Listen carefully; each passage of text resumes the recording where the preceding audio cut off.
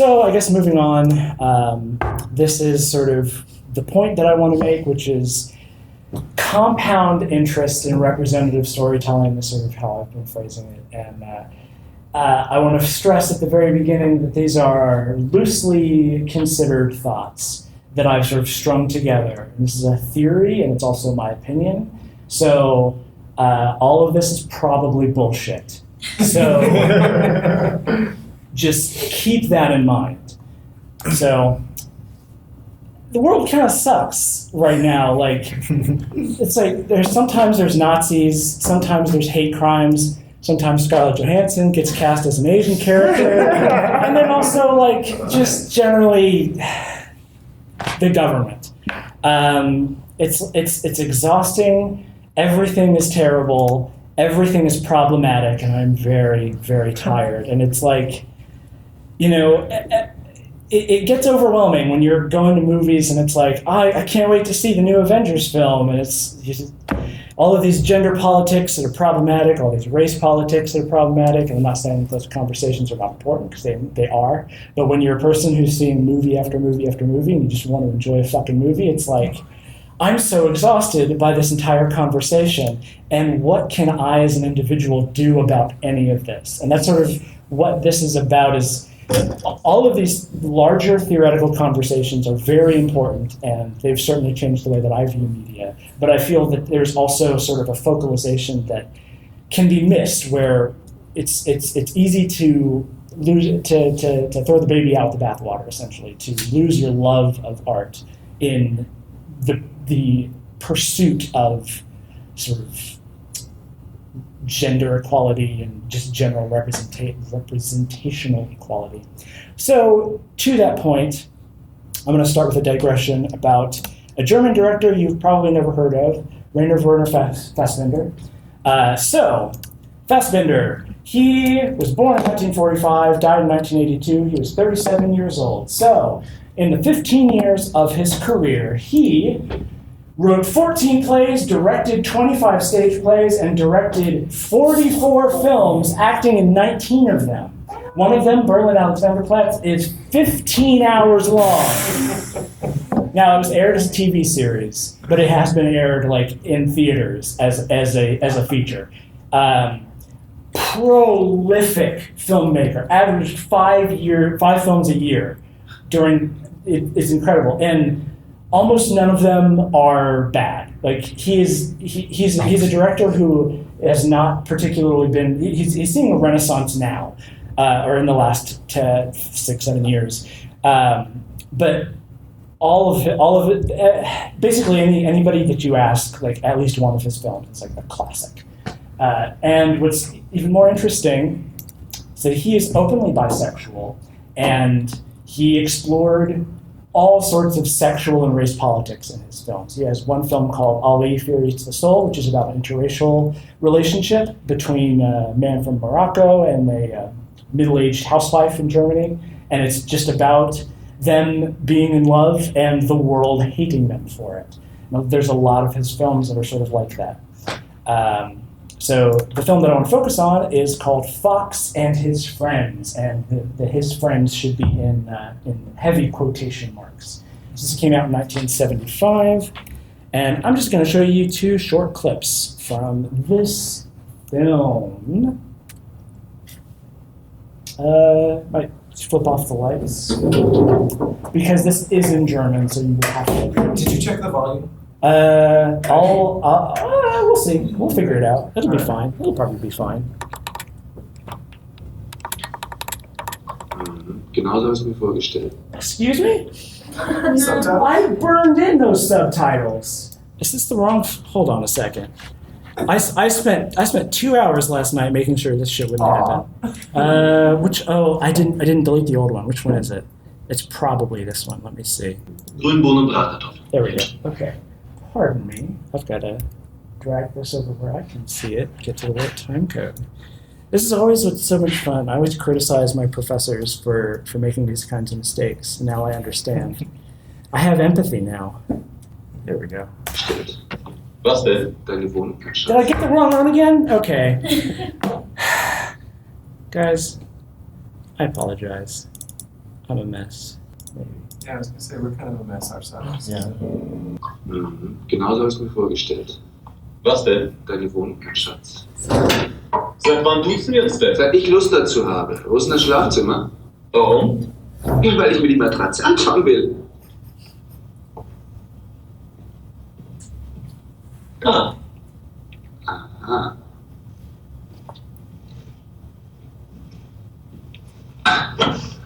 Oh, bitte nicht mit den Schuhen, die ist so schwer zu reinigen, die Decke. Oh, Verzeihung. Ich vergaß. Prost. Prost. es ist wirklich nur wegen der Reinigung. Schlafst du? Wie bitte? Naja, könnte ja sein. Kommt in den besten Kreisen, habe ich mir sagen lassen. Hast du Wurzeln geschlagen? Wieso? Weil sie dich nicht hinsetzt.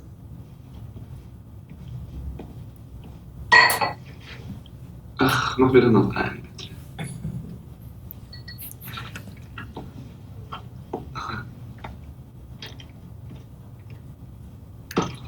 Übrigens, wenn es stinkt, das bin ich. Ich habe mich die Schuhe ausgezogen. Ja, die sind neu, musst du wissen. Ist noch ein bisschen eng, drücken ziemlich. Vielleicht drücken die Hosen auch. Tja, wenn ich ehrlich bin.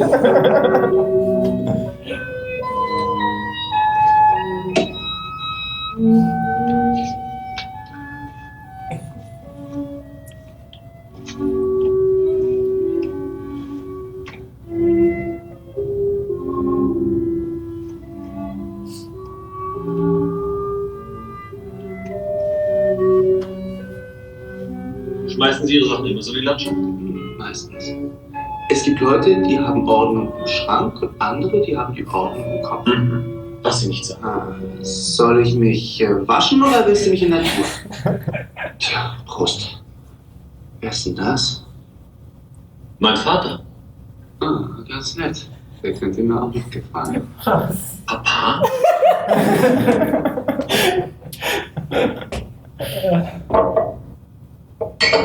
Papa, für mich ist auch kein Papa, du Dummerchen. Für mich ist er ganz einfach ein Mann. Ich kann dir mal vorstellen. Obwohl ich nicht glaube, dass... Zu haben ist jeder. Andiamo.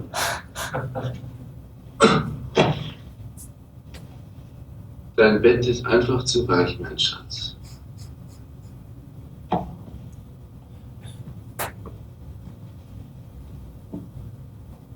Was ist? Willst du mich auf die Folter spannen? Ich räume erstmal deine Sachen auf, mein Schatz.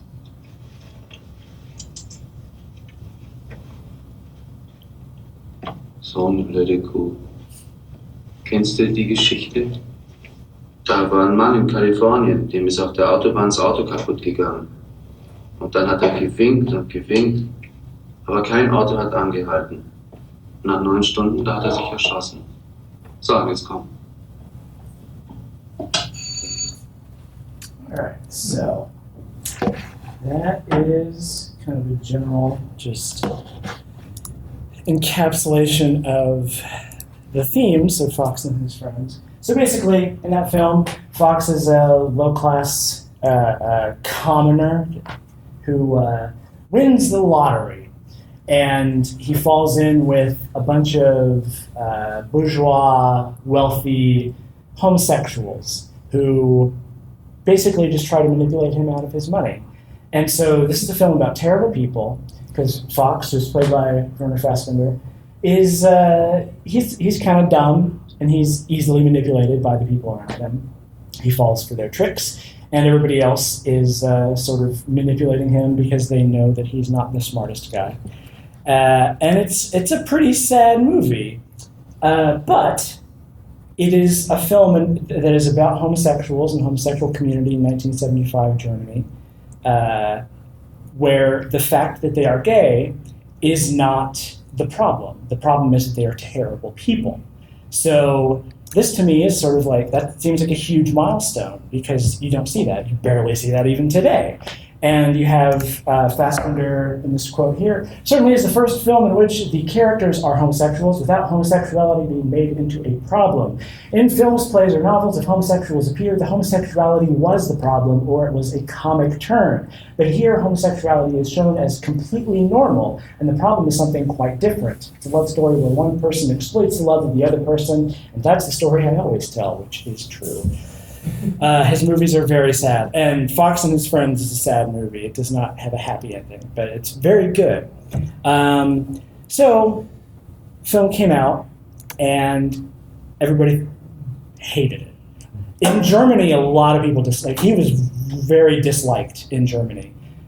It wasn't until basically the rest of the world started giving him awards that the German critics were like, fine, I guess he's a genius.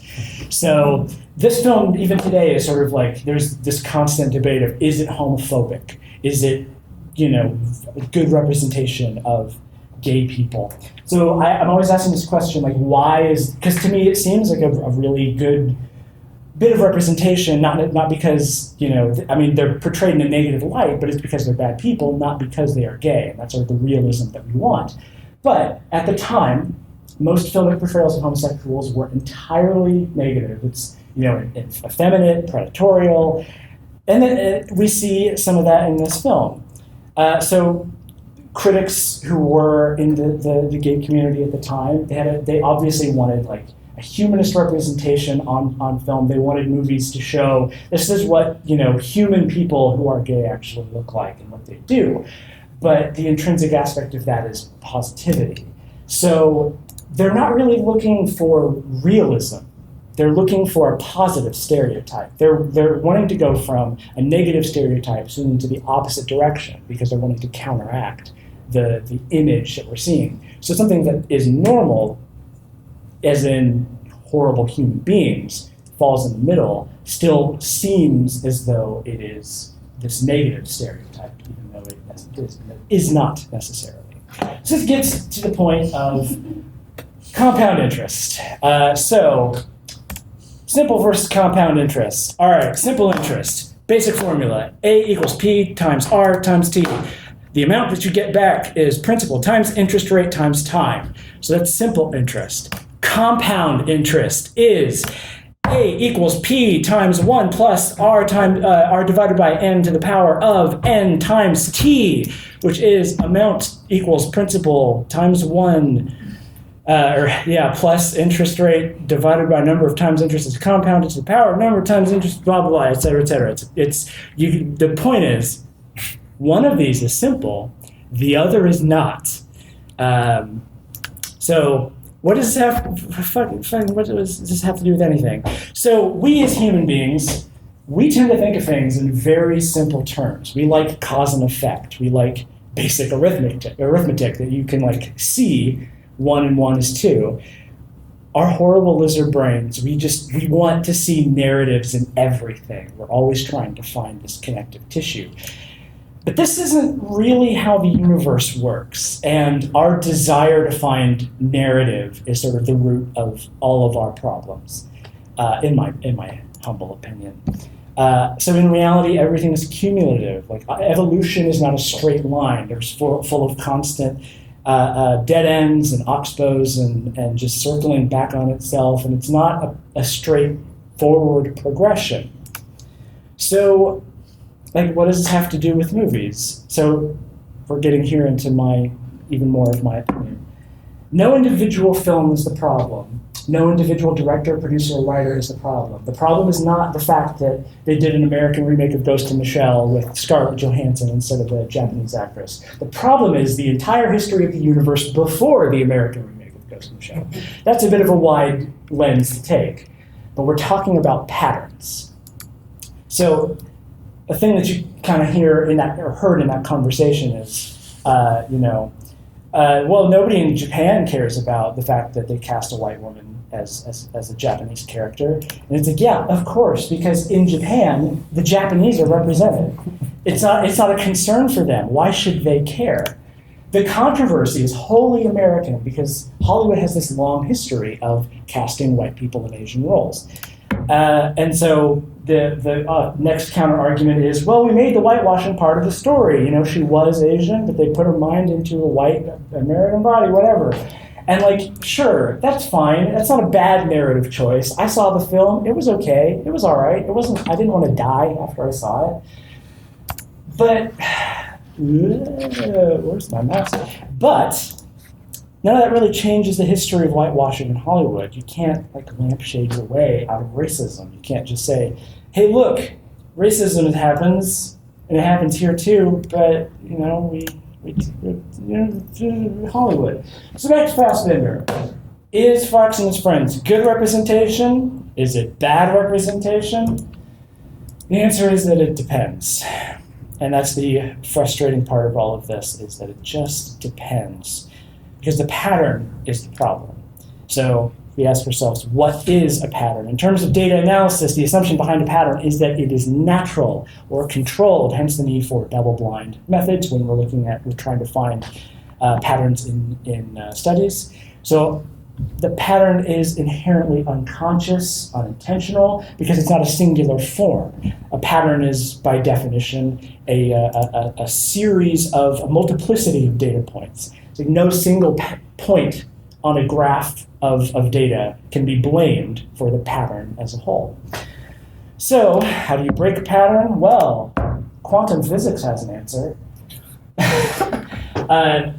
We will not get too far into the weeds with this. The general idea is that firing whatever, man. Basically, the idea is that you have one pattern of distribution of light when it is unobserved through firing through these slits, and it's a separate pattern when it is observed. Basically, there's this idea of the observer effect in quantum physics, where a result changes depending on whether it is being observed.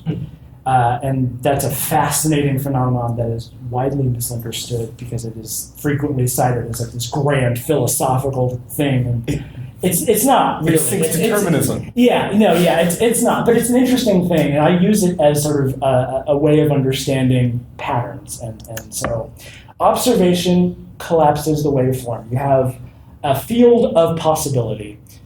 Once you understand the pattern, that's when the pattern breaks down. So, am I serious? Yeah, a little bit. I mean, I'm like half serious. The point is, a pattern behaves one way when it's natural, because a pattern is unconscious. We assume that it's natural. So things like heteronormativity, nuclear family, saying that Game of Thrones is good, we assume that this is just how things are because that's how it's always been or whatever. But the fact is that Game of Thrones is never good. So a pattern behaves another way when it is observed, or more specifically in this case, like when we, as points in the pattern, become aware that we're within the pattern, the things start behaving differently. So, when we notice a pattern, we realize that it is not natural. It's not just how things are. And as a quick example, silent film, getting back to that, from 1895 up until 1915, 1920, women dominated cinema. Women were directors, writers, editors. They did everything, basically. Louis Weber, Alistair Boucher, Dorothy Arzner, among dozens and dozens and dozens of others, are responsible for creating the language that we use to this day to communicate ideas in film.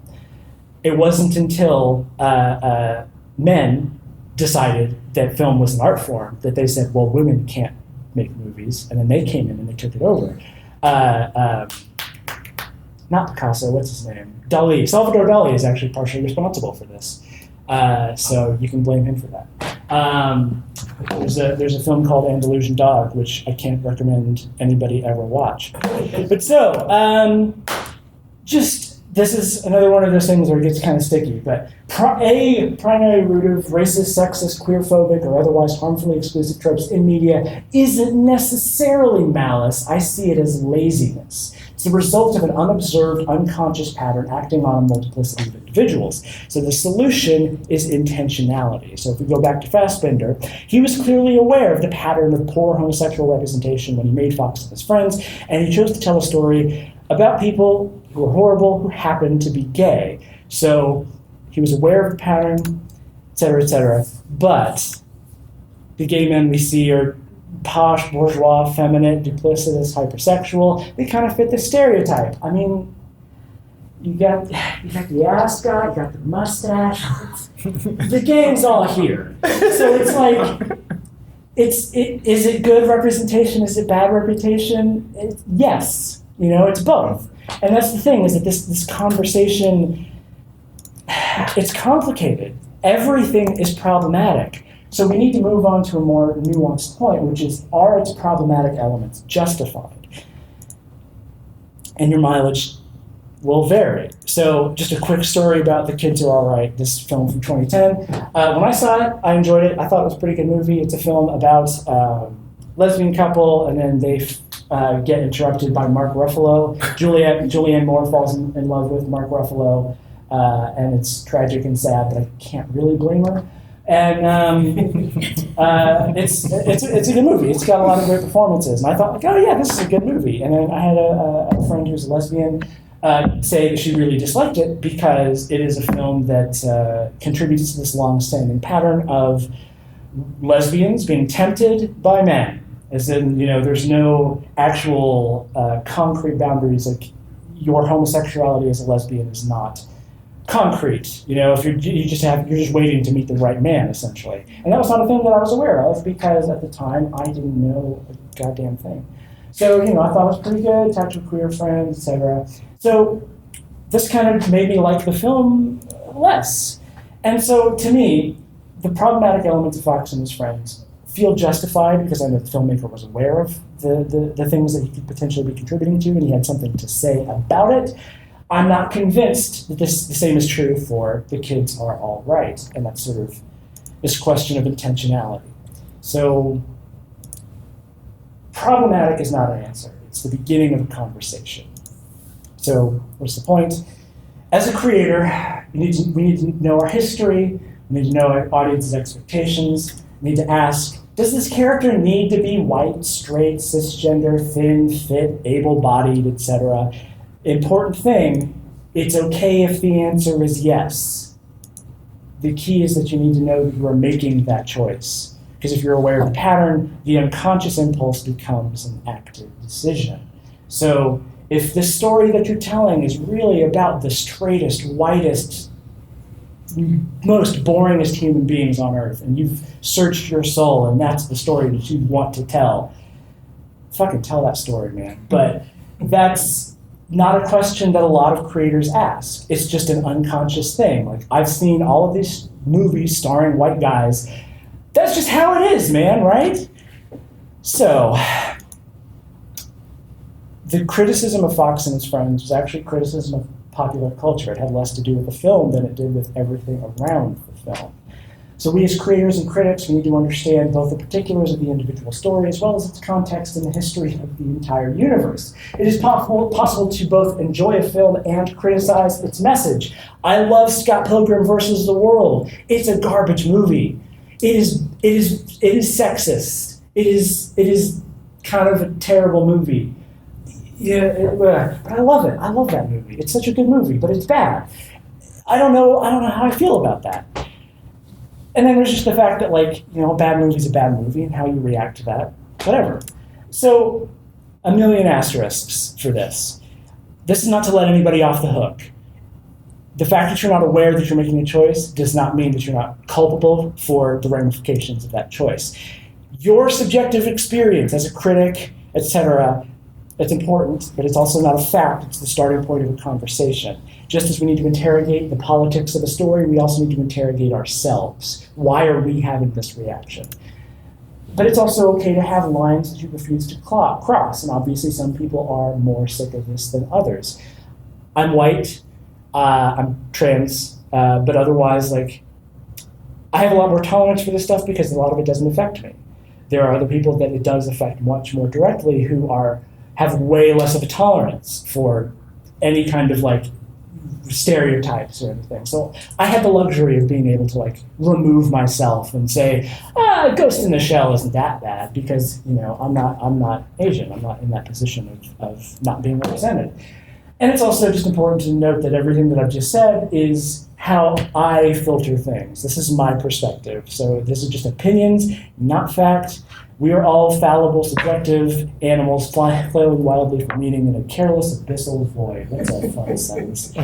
So the point is, concrete binaries are how we got into this mess. Is it good? Is it bad? Who cares? Nuance is how we get out of it. Unless you're Nazi. And that's the thing. That's what it all comes down to for me, is that we so often in the discourse today, it all comes down to this binary, this like, is it good? Is it bad? Is this problematic? Is it not? And the reality is that it's always somewhere in the middle. And good criticism, good storytelling requires nuance. You cannot avoid being problematic in some respect. It's better to know that you're doing it and have an awareness of why it's important to your story than to be caught unawares. So I think we solved it. We did it. All right, so that's my that's that.